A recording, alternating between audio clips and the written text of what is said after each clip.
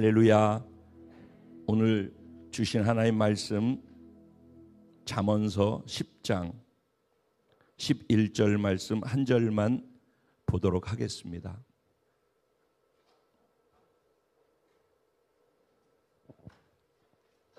딱 한 절이니까 다 같이 같은 마음을 가지고 한 목소리로 함께 합독해 보도록 하겠습니다. 시작.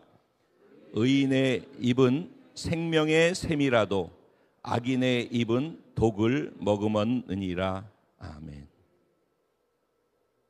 오늘 이 본문 말씀 가지고 생명의 언어로 새로운 인생을 시작하는 복된 자가 저와 여러분입니다. 이런 제목으로 주시는 은혜를 나누고자 합니다. 새로운 시작. 우리가 1년에 새해 새날이 되면은 내가 올해는 이렇게 살아봐야지라고 그렇게 결심하고 새로운 시작을 시도해 보게 되어집니다. 새해라고 하는 것이 우리에게 새 마음을, 새 결단을, 새로운 시작을 하게 만드는 동기가 되어지기 때문입니다. 근데 저는 오늘 왜 이 새로운 시작이라는 주제를 앞에다가 걸었느냐 하면은 예수 그리스도를 믿게 되는 순간부터 사실은 인생의 새로운 시작이 열리기 때문에 그렇습니다. 예수를 믿는다라는 것은 단순하게 교회를 나온다라는 의미가 아니라 이전에 내가 살았던 모든 나로의 삶이 다 멈추어지고 예수를 믿는 그 순간에 전혀 다른 새로운 인생으로서의 내가 새롭게 시작되어진다라는 것을 의미합니다. 그러니까 새로운 존재로서 새로운 인생을 살아가는 시작점이 예수를 믿고 구원받는 것이라 이렇게 이야기할 수가 있습니다. 이 말을 성경에서는 이렇게 표현합니다. 그리스도 안에 있으면 새로운 피조물이라, 즉 다시 태어났다는 것입니다. 예수 안에 들어오는 순간 그 사람은 이전에 어떤 것이 있었든지 상관없이 오늘 예수 믿는 순간 새로운 존재로 다시 태어났다라고 선언하고 있는 것이 성경의 구원이라고 하는, 예수 믿는다라는 의미에 대해서 정확하게 설명하고 있는 것입니다. 그리스도 안에 있으면 새로운 피조물이라, 이전 것은 지나갔으니 보라 새 것이 되었도다. 그래서 내가 예수를 믿지 않으면서 나 혼자 내 힘으로 내 최선을 다해서 내 노력으로 성실하게 아무리 열심히 살아도 내 삶에서 그래도 또 죄를 짓고, 그래도 또 실패하고, 그래서 또 실수하고, 그래도 또 좌절하고 반복되어져서 나는 왜 이러지라고 자기 스스로에게 절망하거나 주변의 환경 때문에 절망하고 있는 분들이 계시다면은 그것이 질병이 됐든지 사업이 망한 것이 됐든지 인간관계가 깨어졌든지 가정이 파산되어졌든지 어떤 것일지라도 나로는 안 되는구나, 내 인생은 이제 끝났구나라고 생각하는 그런 절망적인 삶을 경험하고 있는 분들을 향하여서 수고하고 무거운 짐진 자들아 다 내게로 와, 내가 너희를 편히 쉬게 해줄게. 그 말의 의미 안에 나를 받아들이는 순간 지금까지 너를 절망하게 했던 그 인생, 그 너는 오늘부로 죽어버리는 것이고, 오늘 예수 믿는 영원한 생명이 네 안에 들어가는 순간 그 생명으로 다시 새로운 존재로 태어나서 새로운 인생을 사는 거야. 이게 구원입니다. 이게 예수 믿는 것입니다. 그러니까는 교회를 다니는 것이 예수 믿는 것이고 교회 다니는 게 구원이라고 생각하고 있는 분들은 사실은 구원이라는 단어의 의미를 모르고서 교회를 그냥 다니는 것뿐이에요. 그렇게 하면은 10년이 20년이 지나도 첫 단추를 잘못 끼고서 있는 거라서 언제든지 그것은 파산할 수밖에 없는 그런 기초가 굉장히 취약한 신앙생활이 시작된다는 것입니다. 두 번째로 그렇게 구원받아서 신앙생활이 시작되어지면은 교회 안에서 사용되어지는, 그리고 성경에서 사용되어지는 용어들을 듣게 되어져요. 그래서 세상에서 막 정말 말 잘하고 세상에서 사람들하고 교제도 많이 하고 마이크 잡으면은 뭐 1시간도 혼자서 막 얘기할 수 있고 뭐 이렇게 잘 했던 분들이 교회에 딱 들어오면은 말을 잘 못하게 되어져요, 처음에. 왜냐하면은 용어가 생소하거든요. 무슨 말인지 여기서 쓰는 단어 용어들이 따로 있거든요. 그러니까 이게 무슨 말인지 잘 모르는 거죠. 그런데 그러다 보면은 1년이 지나고 5년이 지나고 10년이 지나면은 계속해서 그걸 듣게 되거든요. 그러니까 이제 두리뭉실하게 그걸 다 알게 돼요. 그리고 자연스럽게 나도 그걸 알고 듣기 때문에 그걸 쓰기 시작해요. 그러면 기도할 때도 그 단어를 사용하고 그 용어를 쓰고 그 표현을 쓰고 그렇게 해요. 더군다나 저희 교회에서는 정말 많은 것들을 들을 수 있거든요. 그러다 보면은 많은 것들을 반복해서 듣게 되니까 많은 것들을 아는 것이 되어져요. 근데 그 아는 것이 사실은 아는 게 아닌 거죠. 그 단어의 구체적인 의미가 정의라고 하죠. 한 단어에 대한 정의가 있다라고 얘기를 하는데, 단어의 정의를 알아야 되는데 단어의 정의는 모르면서 그냥 흘려 들으면서 아는 것 같고 그냥 그것이라고 생각을 하고 그리고서 신앙생활을 해요. 그러니까 기초가 계속 약하게 된다는 얘기입니다. 그리고서는 자기가 두리뭉실하게 아는 그것이라고 생각을 하고 성경이 얘기하고 있는 내용들에 대해서 본인이 이해하고 있는 것하고 이제 충돌하기 시작하는 일들이 그래서 생겨나게 되어집니다. 신앙생활하다가 어려움을 겪게 되어지고 마음이 상하게 되어지고 좌절하게 되는 이유 중에 아주 중요한 것은 무엇인가 하면은 단어에 대해서 정확한 이해 없이 내가 그냥 대충 알고 있고 들어서 계속해서 듣고 그냥 두리뭉실하게 이해하고 아는 그것이라고 생각을 하고, 그러니까 자기식으로 신앙생활이라는 것이 패턴이 정해지게 된다는 것입니다. 근데 그런 사람들이 교회에 대부분 많이 있는 가운데에서 그것이 교회의 전통이 되어지는 거예요. 그 전통을 따라서 생활하고 있는데 뒤에 새로운 분들이 와서 보면은 그렇게 하고 있는 전통을 보고 이게 교회고 이렇게 하는 것이 맞구나 라고 생각하고 또 그 전통을 따라가게 된다는 것입니다. 그러다 보면은 성경의 본질, 그것을 정통이라고 한다면은 정통인 성경의 본질보다 전통이 정통을 삼키는 것이 된다는 것입니다. 그런데 나중에는 말싸움하게 되면 전통이 이기게 되는 거죠. 성경의 본질, 정통은 사라지는 겁니다. 이래서 교회가 어려움을 많이 겪게 되고, 이것이 중세 교회에서는 타락으로 가게 되어지고 본질로부터 멀어지기 때문에 종교개혁이 일어나게 된 이유도, 일어나야만 했던 이유도 이런 것들이 쌓여서 몇백 년, 몇천 년이 갔기 때문에 전통만 남고 정통은 사라져 있는 상황 속에서 하나님께서 다시 은혜를 주셔서 종교개혁을 일으킬 수 있도록 허락을 해 주셨다라고 저는 믿습니다.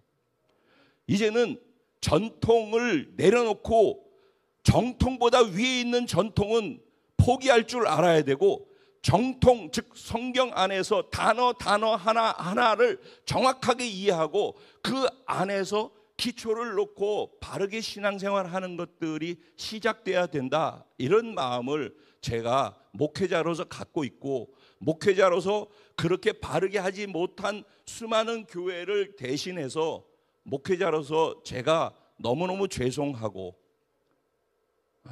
그래서 교회 와서 많은 것을 보고 실망했던 모든 분들에게 제가 만날 때마다 먼저 저 같은 목사가 잘못해서 그런 많은 일들이 있었기 때문에 죄송합니다 라고 그렇게 말씀을 먼저 드리고 사과를 드리면서 대화를 시작합니다.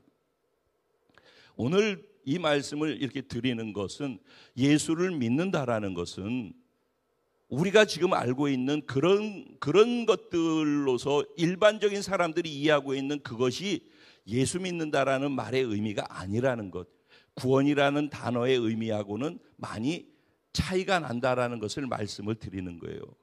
이제 두 번째로, 그러면은 구원받았다라는 것은 무엇인가 하는 것이죠. 구원받았다라는 것은요, 완전히 새로운 존재로 다시 태어나서 새로운 인생이 시작됐다라는 걸 말씀드린다고 했잖아요. 그러면은 구원받기 전과 구원받은 사람과 이후가 무엇의 차이가 날까요? 예수님을 생명과 인격으로 만나기 이전과, 그러니까 교회 다니는 것도 이것도 구분돼야 되는 거예요. 교회 다니는 거 말고 예수님을 생명과 인격으로 만나기 이전과 이후에 어떤 차이, 어떤 변화가 있다고 생각하십니까? 오늘 이 차이가 내 스스로에게 있는지 한번 확인해 보시기 바라요. 예수를 믿지 않았을 때와 예수를 믿고 인격적으로 생명을 만났을 때, 제가 이렇게 표현을 합니다. 지금 단어 용어 사용을 어떻게 하는지, 그냥 예수를 믿는다고 하고 교회 나온 거 말고 예수를 인격적으로 생명으로 받아들이고 인격적으로 그분과의 교제가 시작되어지는 건 말하는 거예요. 이해됐죠? 구분이 어떻게 되는지. 그 전과 후에 어떤 차이가 크게 있을까요? 이전에는 내가 지금까지 알고 있었던 경험, 배움, 지식, 이런 내가 기준이 돼서 모든 것을 결정해요. 그게 나를 절망케 했던 이유 중에 큰 이유예요. 그런데 예수를 믿고 나면은 뭐가 달라지냐면은 기준이 달라져요. 기준이 무엇이 되는가? 하나님의 말씀이 기준이 돼요. 내 삶의 모든 것을 이해하고 판단하고 결정하고 따라가는 모든 삶의 기준을 여기다 두겠다라고 선택하는 거예요. 예수를 선택한다는 말은 하나님의 말씀을 내 삶의 기준으로 두고 살겠습니다 라는 것을 선택하는 것과 똑같은 말이에요. 그 말은. 그러니까 예수를 믿고 교회를 나오는데, 교회 나와서 하나님의 말씀은 그냥 설교로만 듣고 이 말씀이 내 삶의 기준이 돼서 내 삶을 영향을 미치고 내 삶의 크고 작은 것을 결정하고 말하는 모든 것에 말씀이 영향을 미쳐서 그 말씀을 기준 따라 살아가도록 만들어져야 되는데, 그렇게 하지 않냐고 계속해서 내 생각은 그래도 그랬고, 목사님 설교고 그건 성경의 얘기지 나와는 상관없는 거고, 나는 교회 다니고 구원받았으니까 열심히 또 내 길을 가야지. 그러니까 내 길을 가니까 내 생각대로 되고 내 하고 싶은 대로 할 수밖에 없으니까 하나님이 거기 개입하기가 어려운 것이죠. 하나님은 네 삶에서 이제는 내가 말하는 것을 기준을 두고 살라는 거예요. 그거를 네가 영생과 함께 이걸 선택할지 말지를 결정하는 게 예수 믿는 거예요. 예수 믿는다는 건 영생만 취하라는 게 아니라 영생의 조건이 되어지는 하나님의 말씀을 따라 살아가는 걸 얘기하는 거예요. 구원과 영생도 우리에게 예수 믿으면 구원이 있다라는 것을 누가 얘기하고 있는 거예요? 하나님의 말씀이 얘기하고 있는 거예요. 이 말씀이 그 얘기를 하고 있기 때문에 이 말씀을 믿어서 예수를 믿고 구원받는 거거든요. 그러니까 이 말씀이 구원의 기준이라고. 그러니까 이 말씀을 놔버리면은 구원도 없는 거하고 똑같은 거예요. 왜? 이 말씀으로 구원이 시작되는 거기 때문에. 그러니까 말씀이 기준이라고. 말씀보다 높아져 있는 것이 내게 있으면 그게 무너져야 되는 거예요. 그게 무너지기 전에는 말씀이 내 삶에서 작용을 못해요. 내가 더 크기 때문에. 말씀이 더 커야 돼요. 그래서 말씀이 기준이 된 사람, 예수 믿고 이것이 되어진 사람, 그분의 인격이 내 삶에 영향을 미치기 시작해서 말씀의 영향을 받는 사람은 믿기 전과 후에 가장 큰 차이점이 무엇인가? 보는 눈이 달라지는 거예요. 말씀이 기준이 되는 사람은요, 말씀을 통해서 보게 되어져요. 그래서 관점의 변화가 바뀐다라는 말을 하는 거예요. 예수 믿으면요, 똑같은 상황을 만났을 때, 야, 이제 끝났다, 이제 어떻게 하면 좋냐, 이제 망했다, 절망이다, 실패했다, 나 같은 것은 안 돼, 이제 내 인생은 끝내야 돼, 이렇게 생각하고 말할 수밖에 없는 똑같은 상황을 바라보면서 보는 눈이 바뀌기 때문에, 아니야, 그래도 할 수 있어, 그래, 나는 못해, 나는 어쩔 수 없어, 나는 어차피 절망이야. 그런데 나를 구원하신 하나님은 하실 수 있어. 하나님은 이걸 바꿀 수 있어. 하나님은 그것을 행하실 수 있는 전능하신 능력이 있으신 분이야. 하나님은 선하신 분이야. 하나님이 나를 지키시고 나를 이끄시고 나를 인도해 가실 거야. 내 삶에 하나님의 공급이 있으실 거야. 하나님이 나를 보호해 주실 거야. 내가 하나님을 두려워하고 하나님을 경외하고 하나님을 바라보면서 살아가면은 내 삶의 수치를 하나님이 거두어 가신다고 했어요. 삶의 수치를 내가 막아보려고 아무리 했어도 소용이 없어요. 하나님을 내가 경외하고 살아가면은 하나님이 내 삶의 수치를 거두어 가시는 거예요.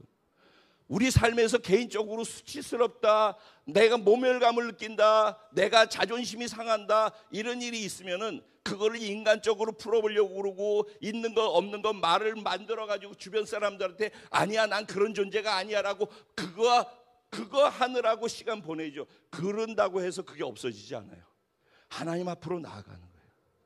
하나님께로 나아가면은 하나님이 내 삶의 수치를 거두어 주시는 거예요. 성경은 이렇게 얘기하고 있는 거예요. 그러니까 성경이 기준이 돼야지만 이런 생각도 하고 이런 마음을 갖게 되어지는 거라는 거예요. 그러니까 성경이 무너지면은 내 삶의 가능성도 희망도 무너지는 거예요. 나에게 구원을 주는 것도 성경이고 이 성경 말씀을 통하여서 내 삶의 모든 것들이 절망을 희망으로 볼 수 있는 눈의 안목이 바뀌게 된다는 거예요. 관점의 변화는 성경 말씀을 통해서 생겨나게 되는 거예요. 그러면은 이 관점의 변화로 일어나는 게 무엇인가? 존재관, 내 존재, 임창표라고 하는 나에 대해서 나를 바라보는 관점이 바뀌는 거예요. 찌질이 못난 놈, 해도 안 되는 놈, 나 같은 놈은 죽어야 돼. 늘 죄짓고 또 회개하고 또 그래도 또 해보려고 그러는데 또 안 돼. 나는 안 되는 놈이야 라고 나를 그렇게 생각하고 있는데, 그런 나를 향해서 하나님은 그런 너 때문에 내가 죽었다니까, 그리고 그런 안 되는 너를 십자가에 죽여버리고 너에게 할 수 있는 나의 생명을 주었잖아. 너는 새로운 존재가 됐다니까. 너는 할 수 있다니까. 너는 새로운 피조물이야. 너는 보배롭고 존귀하다니까. 내가 너를 사랑하고 너를 인정한다니까. 하나님은 나한테 그렇게 말씀하신다니까.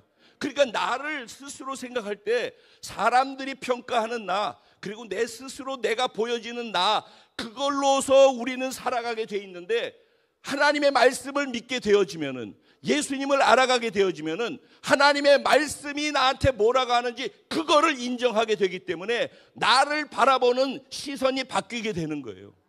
그래서 존재관이 바뀌는 거예요. 내 존재관이 바뀌어서 어떤 존재인지 하나님의 말씀에 근거해서 나를 인정하기 시작하면은 그걸 뭐라고 그러는가?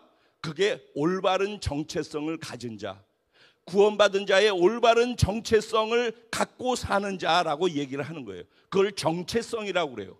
자기를 인식하는 거, 나의 나됨을 어떤 존재로 인식하는지, 어떤 시각으로 나를 보고 인식하고 말하는지에 따라서. 그런데 왜 제가 지금 오늘 본문 말씀을 가지고 이 이야기를 하는가 하면은, 오늘 본문 말씀을 이해하려면은 지금의 이 얘기들이 이해가 되어져야지 오늘 본문 말씀이 이해되죠. 아무리 내가 말을 바꾸라고 수없이 몇 년 전부터 얘기를 하지 않습니까? 그러죠? 맞죠? 네. 말이 바뀌어야지 된다. 말이 내 인생을 이끌어 간다.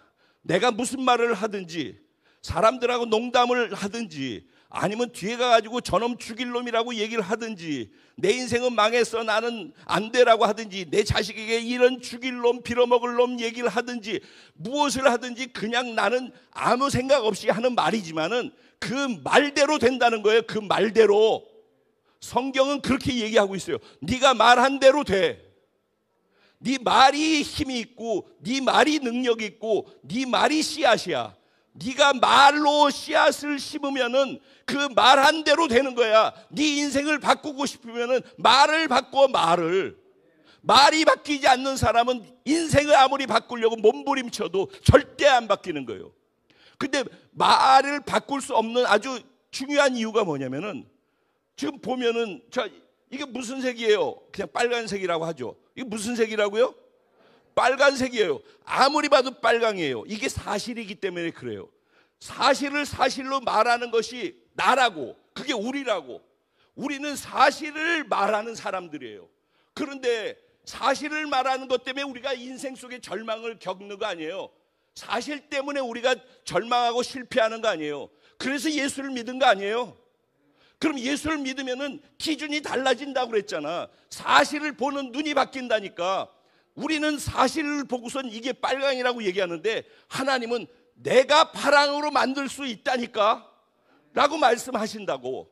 그러면 하나님이 파랑이라고 할 때, 말씀이 파랑이라고 할 때 사실이 빨강이잖아라고 하나님한테 대들든지, 아니면 내가 볼 땐 빨강이지만 하나님이 파랑이라고 하니까 나는 파랑이라고 인정할게요. 이걸 믿음이라고 하는 거예요.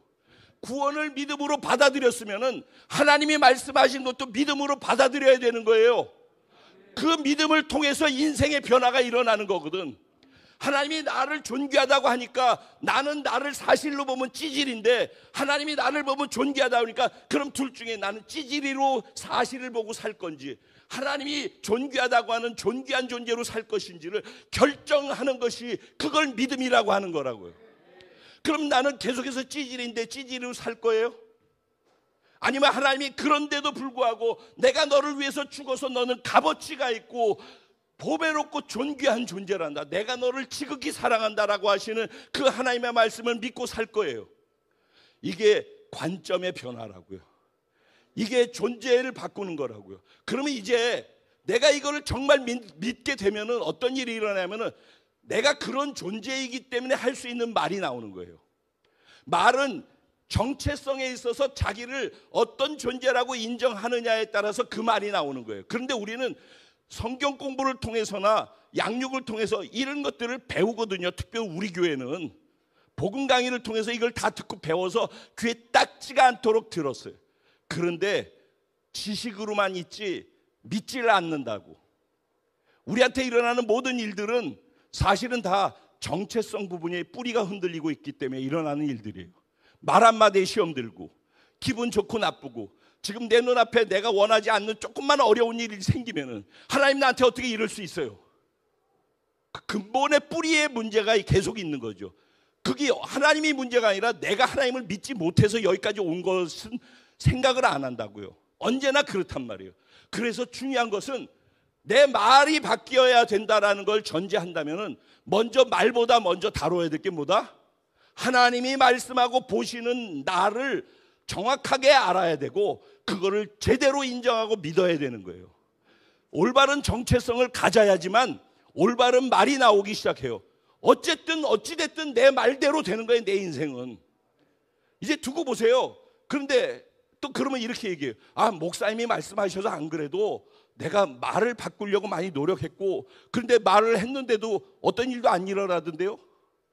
그 말이 믿기 때문에 나오는 말이라면요, 진짜로 믿기 때문에 나오는 말은요, 정체성이 먼저 세워져야 되고, 그것을 믿기 때문에 나는 이런 존재이니까 난 이렇게 살아야 되고 이렇게 말해야 되라고 자기를 긴장시켜야 돼요.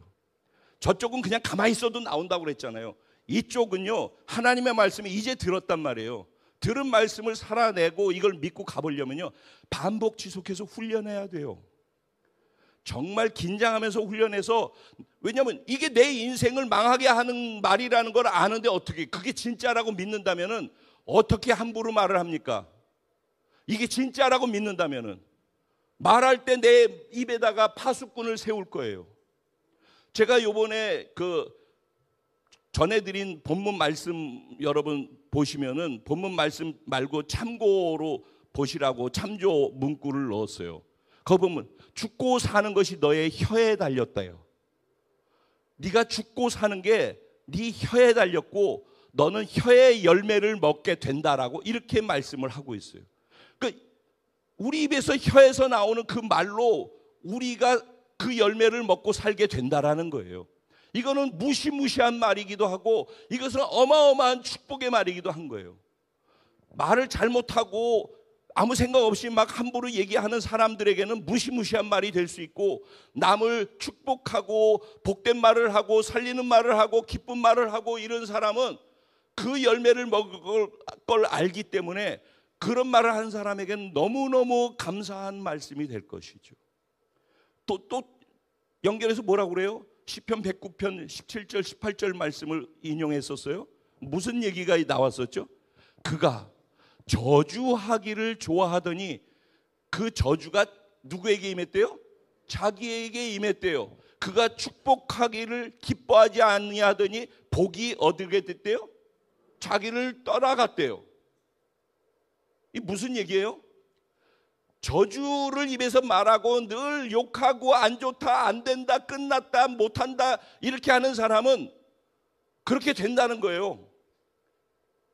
그리고 복이 자기한테 오지 않는 이유는 다른 사람을 축복하는 것을 기뻐하지 않고 계속해서 딴소리만 하는 그 사람은, 그러니까 그 사람이 복받고 싶어하는 마음은 있겠죠, 모두가. 근데 말은 복이 나가는 말을 하지 않으니까 복이 자기한테 오지 않고 복이 내게서 멀어지더라 라는 얘기예요. 다 어디서 온다고요? 말에서 온다고요. 그 말은 어디로부터 나온다고요? 내 안에 내가 누구인지를 아는 정체성에서부터 나온다고요.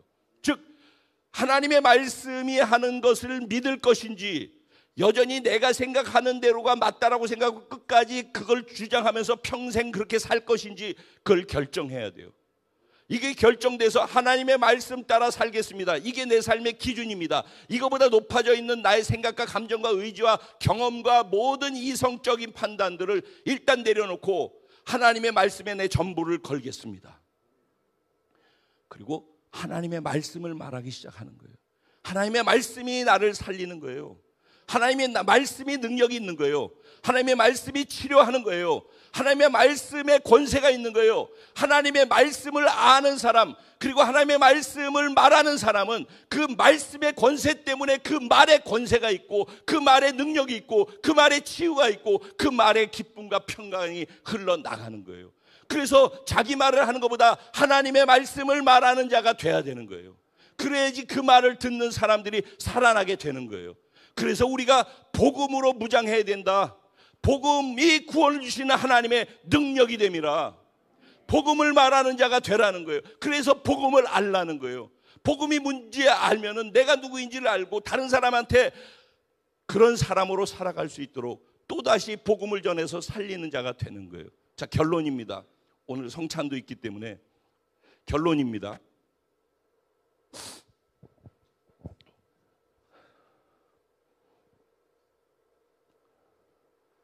내가 내 삶을 살아가는 데 있어서 자기 자신을 바꾸려고 스스로 몸부림치는 것에 결코 어떤 변화도 만들어낼 수 없다라는 것입니다. 하지만은 나를 바꾸실 수 있는 분이 오직 하나님과 하나님의 말씀이라는 것, 그걸 인정하는 거예요. 근데 그거는 영이신 말씀이라고 그랬죠. 영이신 하나님이라고 그랬잖아요.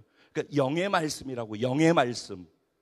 영의 말씀은요, 육과 혼과 노력으로 영의 것을 실현해 나갈 수가 없어요. 그래서 영이 말씀을 살아낼 수 있는 영의 힘, 동력이 어디서 나오는가? 우리의 마음의 무릎을 꿇는 데서 나오는 거예요. 제가 매번 말씀할 때마다 기도해야 된다라고 말씀드리는데 너무 용감하신 분들이 많아요. 기도 안 하고서 깨달은 것을 열심히 노력해서 살면 된다라고 생각을 하는데, 그래서는 하나님의 말씀이 실현되는 것은 내 노력으로 하는 것이 아니라 영의 힘으로 해야 되는 거예요. 성령님의 도움으로 해야 되는 거예요. 하나님의 말씀은 하나님의 말씀을 기록해 하신 성령이 도와주셔야지만 그 말씀이 성취될 수 있어요. 내가 말씀 따라 기준 따라 살아보려고 애쓰는데 그 애씀이 진실로 원함이 있는 거라면 무릎을 꿇는 애씀을 해야 되는 거예요. 그 말씀을 살고 싶으면 무릎을 꿇어야 되는 거예요. 그래서 기도가 어려운 거예요. 근데 그 기도를 살기 위해서 하는 기도라면은 그냥 버티는 기도, 시간 죽이는 기도 하지 말고 기도 시간이 그분과의 교제 시간이라니까. 기도에 나오는 이 찬양의 가사, 우리 교회는요 기도하기가 너무 좋아. 우리 옆에서 끌고 가니까는 자기 하고 싶은 기도하려고 그래. 자기 하고 싶은 거는 이거 해주세요, 저거 해주세요. 자기 원하는 대로 해달라는 기도하려는 걸 거 아니냐고. 근데 그거 하는데 방해된다라는 거 아니에요, 여기서 끌고 가는 게. 그거는 진짜 어린애 수준으로 이해하고 있기 때문에 그래요. 기도는요 내 뜻을 꺾고 하나님의 뜻을 세우는 게 기도예요. 그래서 무릎을 꿇으라는 거예요. 마음의 무릎을. 내가 무너지고 나를 포기하고 나를 내려놓는 것이 하나님의 뜻을 세우는 거예요. 그래서 기도하는 사람은 자기 뜻이 꺾어지고 하나님의 뜻이 쓰게 되는 것이고, 하나님이 원하시는 게 무엇인지를 기도 속에서 발견하게 되는 거예요. 그럼 기도하면 사람이 변화가 일어나요. 기도 끝까지 안 하니까, 그리고 기도를 자리에 와서 참석하는 게 기도라고 생각하니까. 근데 우리 교회는 어때요? 저녁 때마다 2시간씩 여기서 기도하죠. 이 기도 시간에 앞에서 혼자 기도하든 뭐하든 찬양의 가사가 있다고요. 그 가사 내용은 딱 2가지예요. 내가 하나님께 나를 표현하고 고백하는 고백의 찬양의 내용이 있든지, 아니면 하나님이 나를 향해서 위로하고 격려하고 힘을 주는 것의 가사의 내용으로 있든지 둘 중에 하나라고요.